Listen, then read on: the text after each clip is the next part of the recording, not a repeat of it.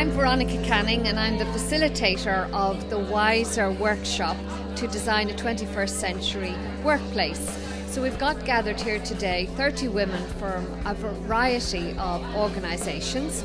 All of them have graduated in science, and what we hope to get out of it is a charter for women in the workplace in the future. This is part of a European project called TWIST, towards women in science and technology, and it involves 7 science museums around Europe who are working on an interactive programme of activities to engage girls and boys, parents, teachers and the general public, for girls to see science as a potential career for themselves.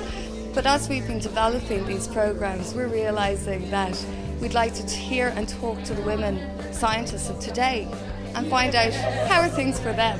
What's their workplace like? Is it working well for them? If it is, brilliant, what's working well?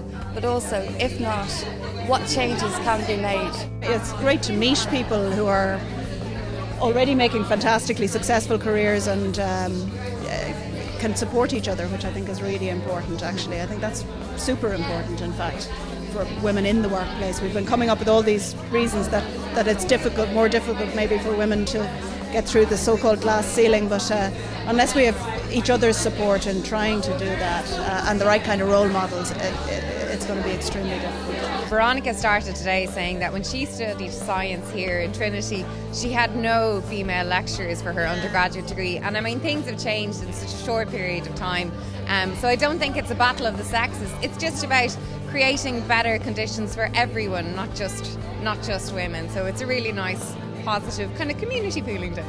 We've also talked about, have companies got structures and policies to ensure that women make it to the top, because the statistics there are pretty poor in Ireland. Well, as somebody who's been in the university for quite a long time and a member of faculty, I'm very, very conscious that there have been a number of good changes to get women at the top. 2 vice provosts are now women, and there have been other women coming through the ranks. But I think what we lack is a transparency about how those women got selected and what the route is.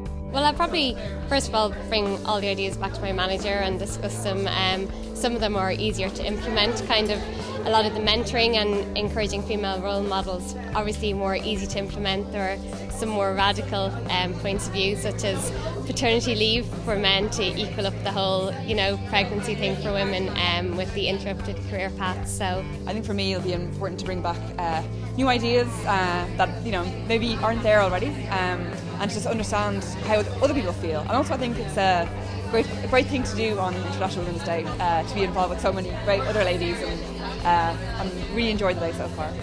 So we've had a fantastic day exploring all their experiences to date, and we're going to release a charter at the end which will say what we think as women in science the future workplace should look like.